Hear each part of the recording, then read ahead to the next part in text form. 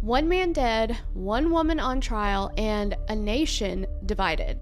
The Karen Read case has captured national attention, not just because of what happened that night, but because of what might not have happened. So today we're going to break down both sides of this case, what the Commonwealth says happened to Boston police officer John O'Keefe, and then what Karen Read's defense team says actually went down.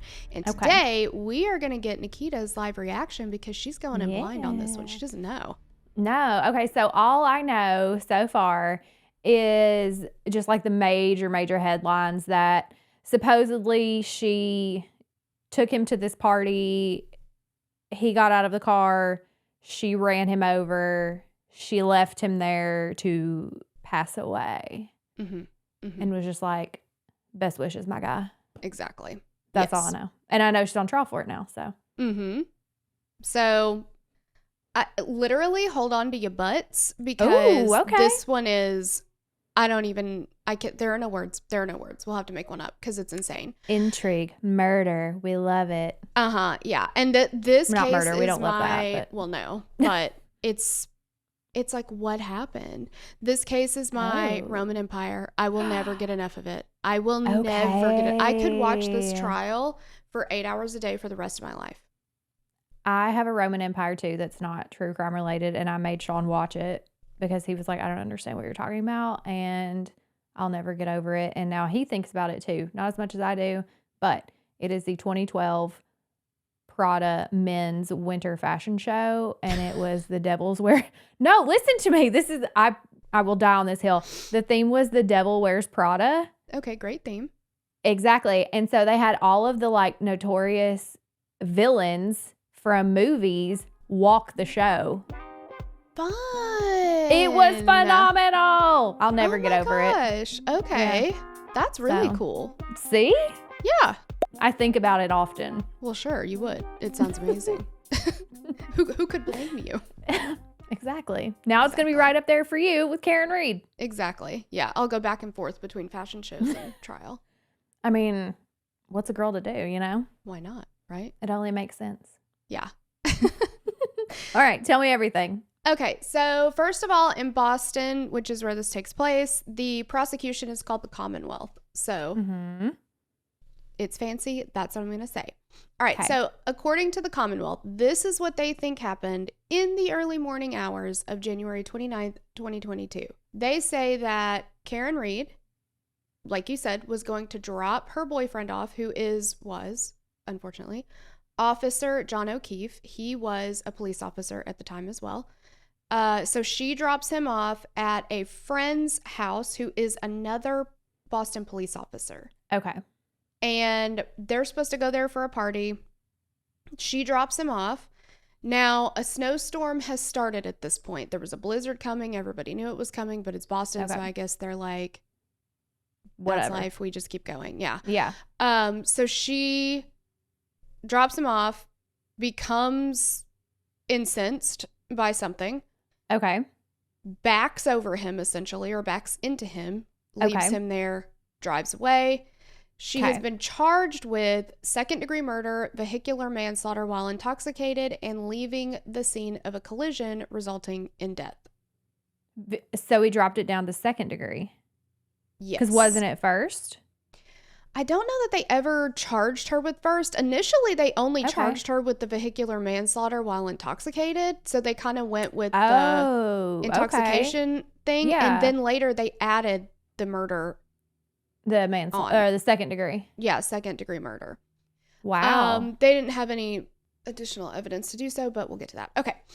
So. Okay, wait. That's a big, because the degrees have to do with like level of intent, right? Like.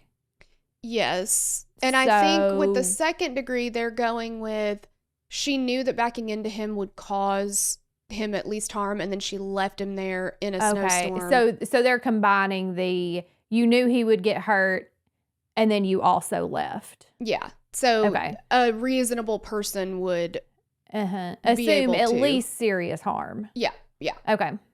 I think that's where they're going with that. All right. Karen and John had been drinking that night. They went out to C.F. McCarthy's. They went to the waterfall. Then they're going to go back to 34 Fairview, which is the home of Brian and Nicole Albert. And everybody that was there that night, it was kind of like this big group of people and everybody's hanging out or whatever. And then the Alberts are like, oh, hey, we're going to go back to our house. Like, it was their son's, I think, 23rd birthday. He had friends over or whatever. They're like, let's just go there and like keep the party going. Basically, yeah. I mean, they were like, it's my house, so I can party there too. So they go back there and just kind of blanket invite everybody that's at the bar. They get back to the house somewhere around 12:20, 12:30-ish. So they say that John exits the vehicle, but he never makes it inside the house. Okay. And then she backs into him. And in the first trial, the time they give for her hitting him with her vehicle is 12:45 a.m. And then they say she drives away. Either she is so drunk she doesn't realize she's hit him and she drives away, or she doesn't care and she just leaves him there. Okay, wait, you said first trial. Why are we on a second trial?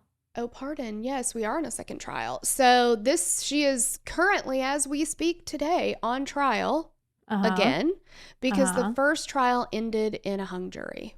So here's the key evidence that they presented.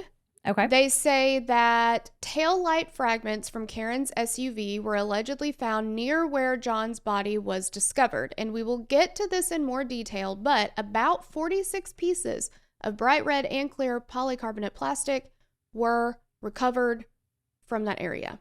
But just wait. Testimony from witnesses that Karen was intoxicated and may have been agitated that night. And the witnesses that they talked to who were at the bar that night all say that Karen and John seemed happy. They seemed lovey-dovey. They were hugging. They were, everybody was having a good time. Yeah. Nobody saw them fight, like all that kind of stuff. Now, does that mean that they weren't in a fight? Of course not. No. That doesn't mean that like behind closed doors, they weren't like, whatever. But at least to everybody there, it appeared that they were in a good mood. There weren't any major problems. Like they weren't acting weird with each other or whatever. But there's a big difference between they're happy, they're lovey-dovey at the bar, everything's fine, and then coming in hardcore with she thought she was about to get broken up with. Like, I just feel like in that sense, like, which is it?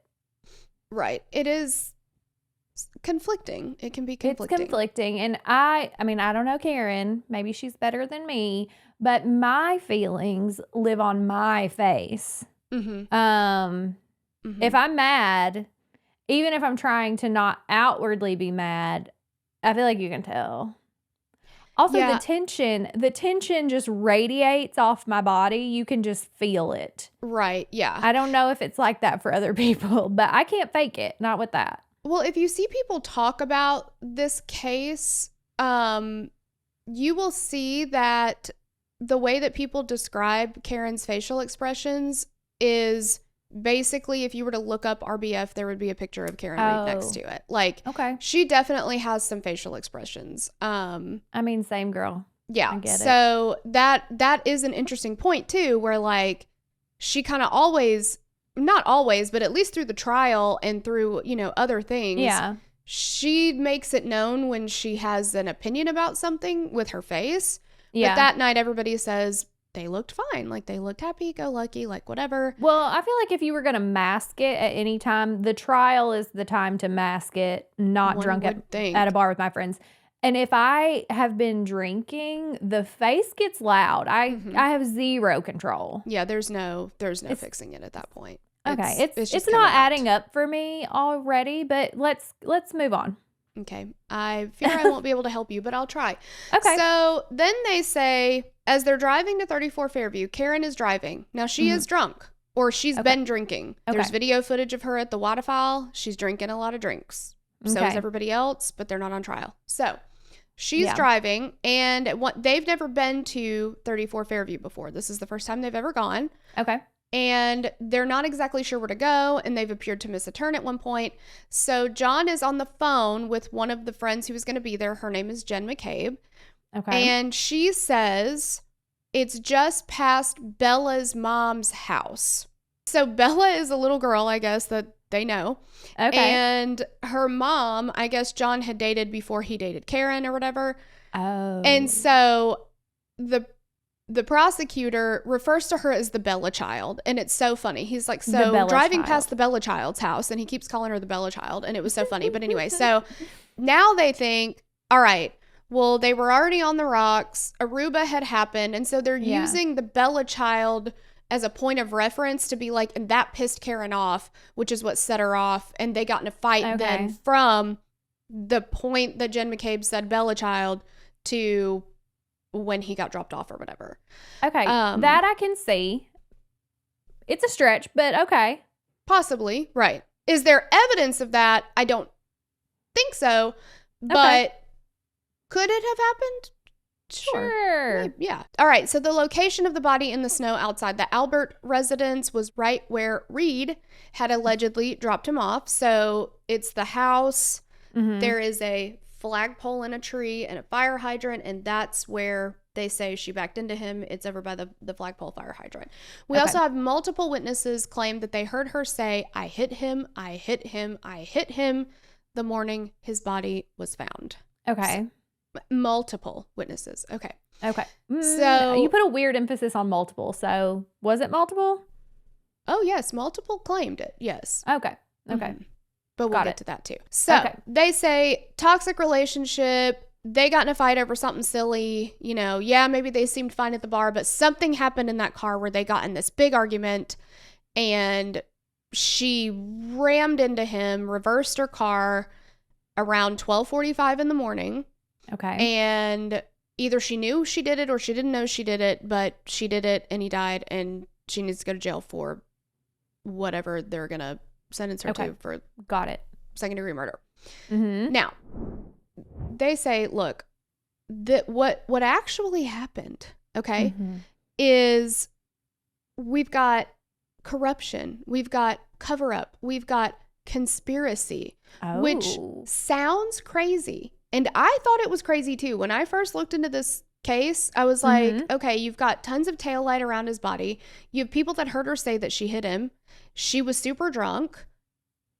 He never went inside the house. Like, she big fat did it. He was going to break up with her. Yeah.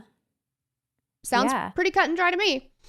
Conspiracy, though. I know. Yes. That's a stretch.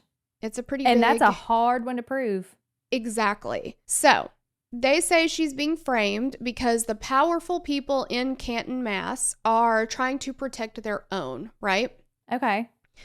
This is a group of cops, right? Correct. Yes. So it's like that, thin blue line kind of situation. Okay. In the second trial, they seem to be leaning a little less in the conspiracy cover-up. It's still there, but they're leaning more into the terrible investigation because we have both of those in this case. Okay. Possibly. I feel like the terrible investigation is probably your better bet of the two things. I completely Unless agree. You've got some hardcore evidence like text message communications conspiring explicitly, or right. Yeah.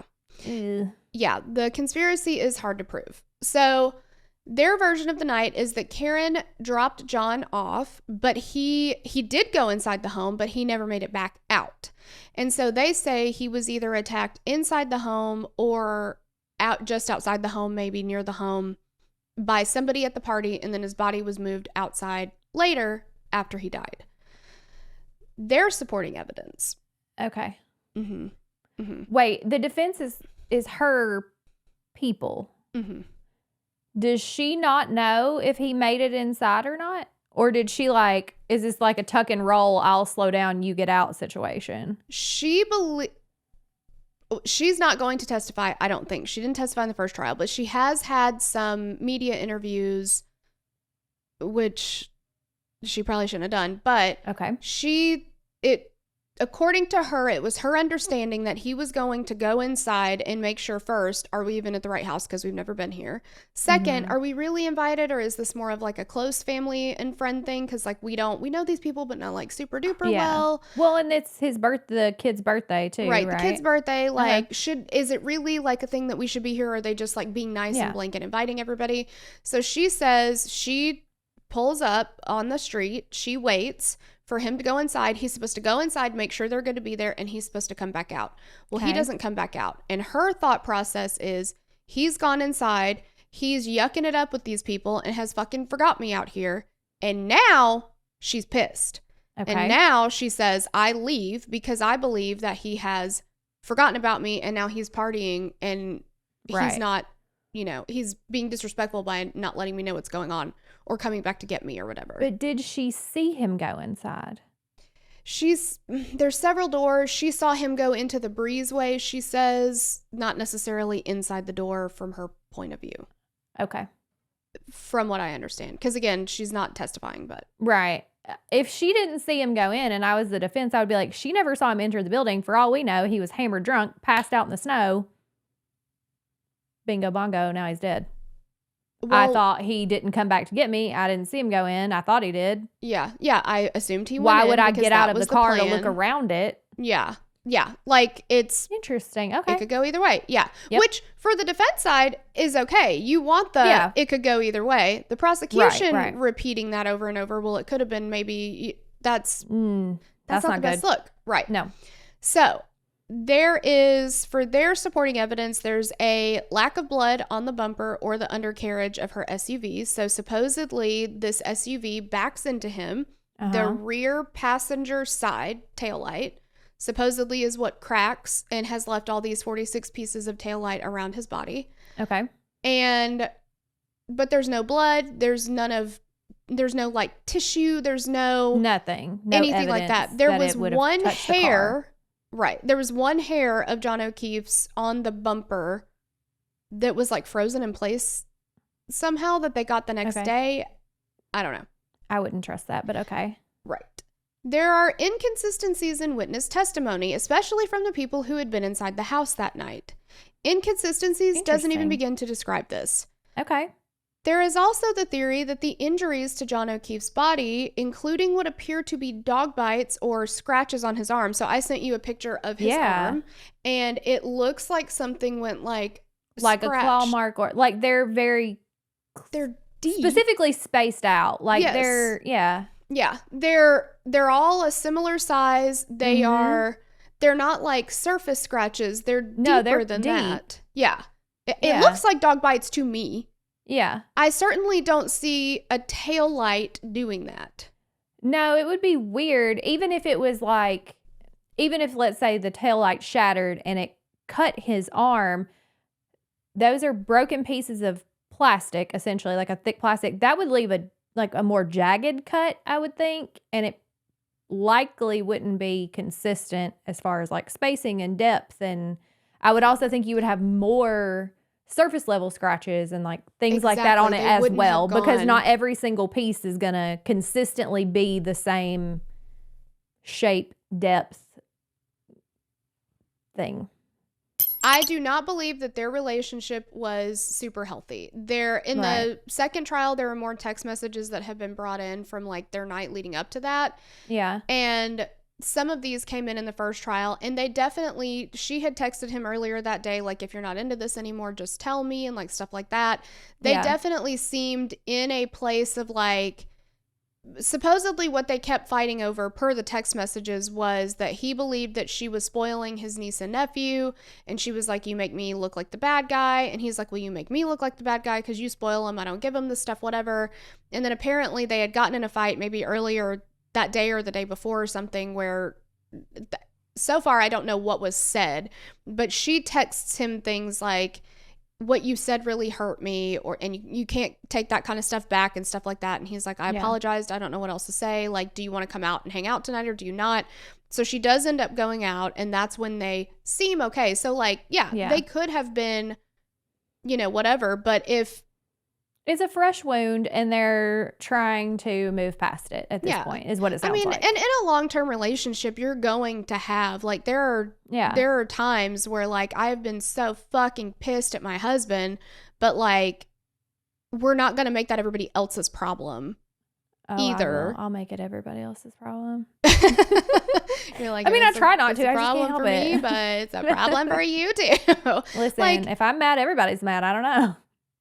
Yeah. Like, no, I know what you mean though. Like, there are times that, we are arguing or have been arguing or are like not in the best place. And it's like, okay, we're going to move on from this. I'm not 100% over it, but I'm also not it can affect everything. Exactly. Yeah. So, you know, and you could look at that two different ways. Like you know, the prosecution, Commonwealth does play those voicemails as part of their case, and it does not look good for Karen Reed, and not everything looks good for her, certainly. And but being a bitch or arguing with your spouse or partner, whatever, or being in a toxic relationship and acting in a toxic manner does not make you a murderer. Right. And it also doesn't mean that you're the only one exhibiting those behaviors. So obviously the prosecution's not going to show voicemails or text messages or whatever of what's his face doing the same or similar behaviors. And maybe he didn't do those things. I don't know. But maybe his toxic behaviors were not via text or voicemail. You know, like, I don't know. I just feel like it paints a bad picture, but it doesn't make you a murderer. It's not proof, right? It's circumstantial evidence, and it's going after your character, and it's trying to say, well, this is the kind of person she was, so it's not out of the realm of possibilities. I get it. Like I would do that too if I was the prosecution, but it's not. Yeah, definitive. Like look at how mad she was. So she must have hit him. Like that. Yeah, that is a leap. Like look at how mad she was. She must have hit him. Yeah, that's not enough. I need you to show me some definitive proof. Now, let me tell you something. We're gonna get, of the dozens of people that watch this video, we'll get people that are the dozens fucking pissed that we could question the Commonwealth's case. I will tell you that.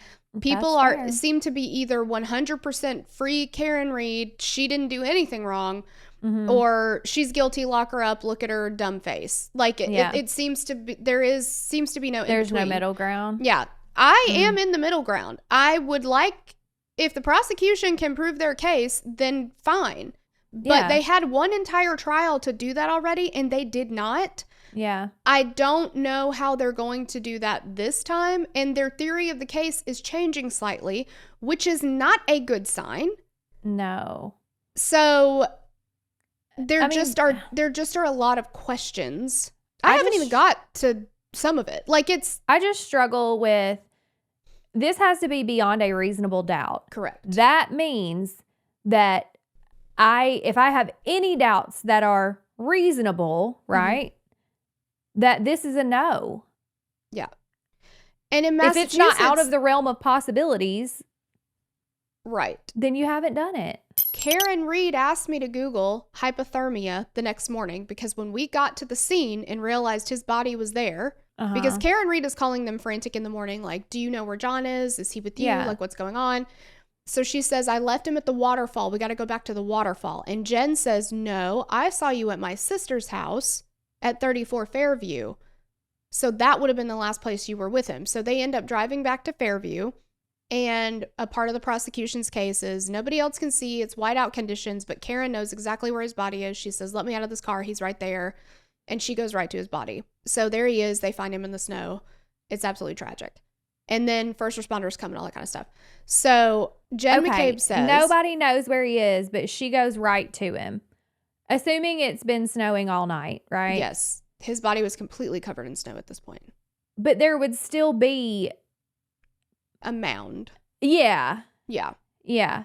And if nobody is saying they know where he is, like, what's the first place I'm going to look?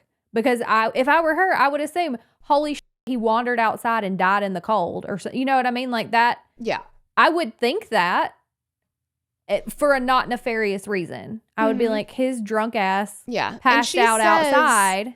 She says, you know, could he have been hit by a plow? You know, like, because she did leave him there. I mean, she knew that he would have had to catch a ride or something like that. Yeah. She says could I have hit him? Did I hit him?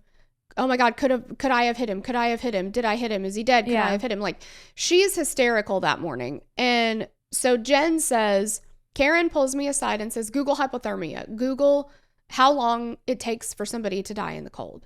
So Jen says she pulls out her phone and she starts typing that, and she misspells it or whatever. And she's like, but I didn't delete that search, but it didn't happen until 6 something in the morning or whatever. What's interesting to me about that. Why does your phone say it happened at 2:30?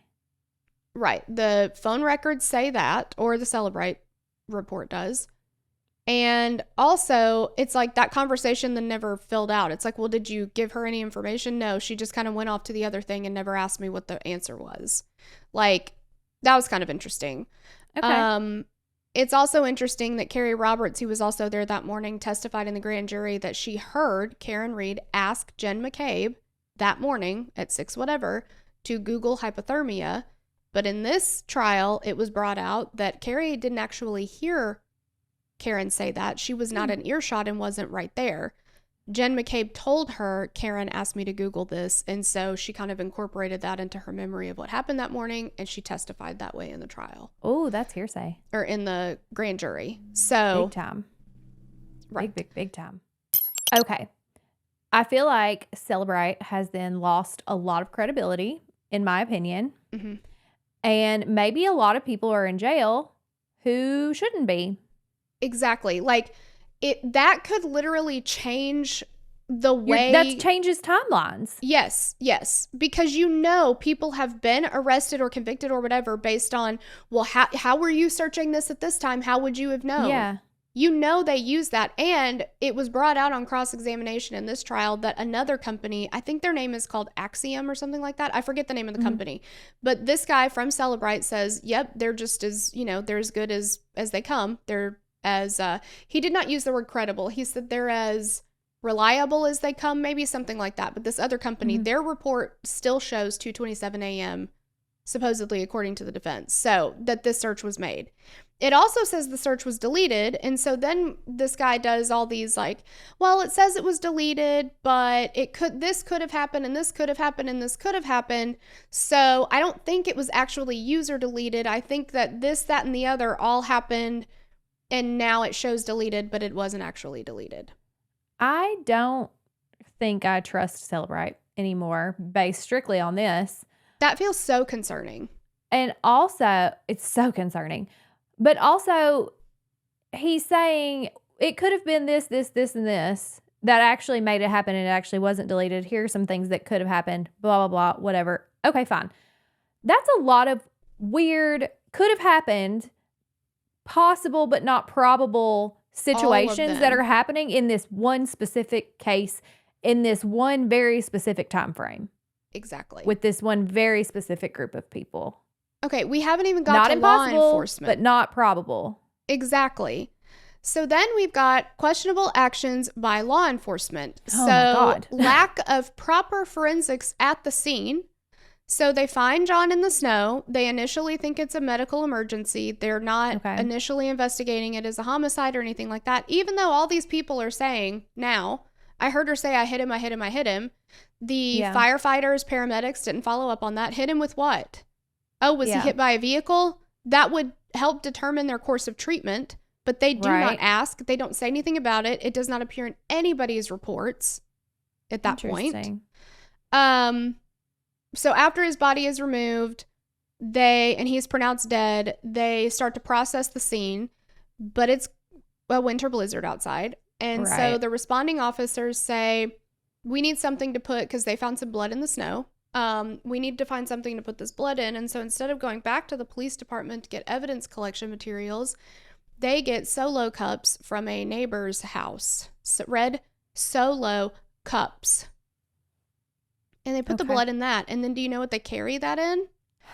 A Stop and Shop grocery bag.